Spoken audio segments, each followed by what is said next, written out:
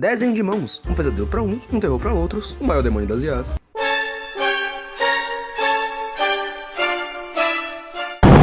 Às vezes parece difícil, mas eu tô aqui pra te ajudar. Desenhar uma mão é difícil, mas como tornar o difícil fácil? É entendendo. E pra isso a gente vai simplificar a forma até entender como ela funciona e se encaixa no geral. Isso não serve só pra mão, e sim pra todas as partes do corpo. Para simplificar uma mão, caixa e cilindro são o suficiente. A caixa é para a palma e o cilindro é para os dedos. Isso serve para você manter o 3D da forma e poder girar isso depois. Para facilitar a sua vida, eu uso essa estrutura, como se fosse a frente de um carro. Ela é útil para encaixar os dedos de forma mais fácil, para você entender onde cada um vai e como eles se interagem entre si. Um detalhe importante, a mão não é um quadrado, ela tem forma saindo para fora.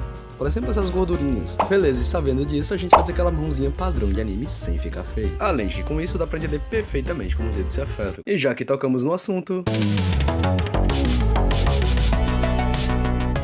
Para começar, vamos separá-los em 3 partes. O problema é que muita gente, eu incluso, já cometeu o erro de desenhar essas 3 partes como se fossem independentes uma das outras. Mas porque tá errado, você pode testar aí mesmo. Existe uma parada que eu chamo de dedos de boneca, e se pá você já fez. Basicamente, você não consegue mover a parte de cima sem mover a de baixo. Como nesse exemplo aí da tela. Como no lado esquerdo, onde temos 2 falanges retas e apenas a parte de cima do dedo está dobrada, o que seria praticamente impossível de se fazer. Já no lado direito, tem como seria mais ou menos isso na vida real. Basicamente, se você move uma parte do dedo, as outras 2 vão se mover também. Quando movemos um dedo, ele vai afetar minimamente ou muito o dedo ao lado. E isso acontece pela relação entre os dedos, onde alguns se afetam mais que outros até mesmo não se afetam. Como por exemplo o dedo do meio e o anelar. É quase impossível mover um sem mover o outro. Como você pode ver na tela, eu marquei em vermelho, ou seja, se afetam muito. Ou então outra relação, como indicador e mindinho, que não se afetam. Você pode mover os dois independentes um do outro. E por isso na tela eu marquei eles em verde, ou seja, não se afetam. E em ciano tem os que se afetam bem pouco, como por exemplo o dedo do meio e o indicador. Ou então o mindinho e o anelar. E por último nós temos o dedão que não se afeta pelo movimento de nenhum dos outros 4. Um baita erro que eu vejo cometendo frequentemente é fazer o dedão com apenas 2 juntas. Mas na verdade ele tem 3. Um dedão com só 2 juntas fica errado e bem tosco. Bem, se seu traço é mais cartoon, então chibi talvez fique legal, mas estilo não é motivo pra não estudar. Tem uma coisa que eu não diria que é um erro, mas talvez um vício. Muitos artistas iniciantes ou até alguns intermediários insistem em fazer a mão com 5 dedos, só que você vai perceber que na maioria esmagadora das poses isso não é possível. Como na imagem na tela, onde alguns dedos ficam escondidos por causa do ângulo. Então não se preocupe com isso, é normal o dedão sumir, o mindinho desaparecer ou até mesmo o anelar e o mindinho juntos não tá aparecendo na imagem.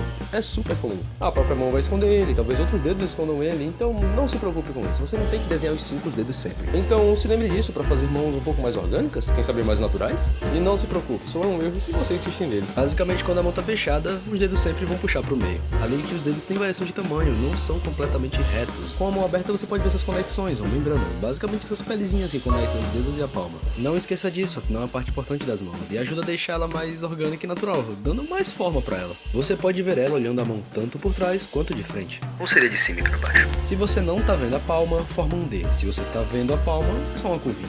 Beleza, mas e agora o que a gente faz? Agora vamos tornar essas formas shapes. Não ironicamente falando, shape de forma é a mesma coisa.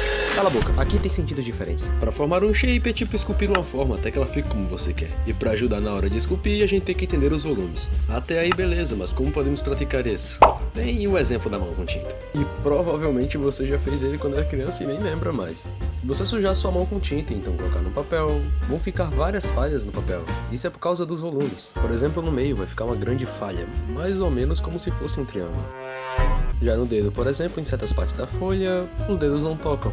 Claro que você pode forçar e fazer encostar, mas acho que deu pra entender. Beleza, Oda, você me ensinou tudo isso, mas eu ainda não entendi o que eu faço agora. Como realmente eu posso aprender? Para praticar uma boa referência, o ideal. Na verdade, muitas referências. Ter uma biblioteca mental grande e um acervo visual bem vasto vão te ajudar muito em qualquer aspecto da arte. E o artista que entende isso tá muitos anos no futuro. Além disso, sair da zona de conforto é muito bom e muito necessário. Por isso, pratique poses que você não tá acostumado. As que você acha difícil, até aquelas que você acha bem esquisitas. Quanto mais você praticar, melhor você vai ficando nisso. E quanto melhor você fica nisso, mais fácil vai ficando. Essa é uma lógica que se autoalimenta. Então, se você tá achando muito difícil fazer algo, é só praticar. A proficiência não nasce da noite pro dia. Provavelmente ninguém nasceu sabendo. Então tire o estigma do eu preciso ser perfeito na sua cabeça. Não, você não precisa ser perfeito. Você só precisa fazer. E pronto, acho que agora você já consegue fazer desenho sem ficar escondendo a mão do personagem. Enfim, se eu te ajudei minimamente, dá um like, compartilha pra eu saber que você gostou. Ou então comenta aí alguma coisa que você acha que eu errei, que eu posso melhorar, ou então só agradecendo. Eu respondo todo mundo. Enfim, eu sou o Oda, desenho mulher bonita. Se inscreve aí, pô.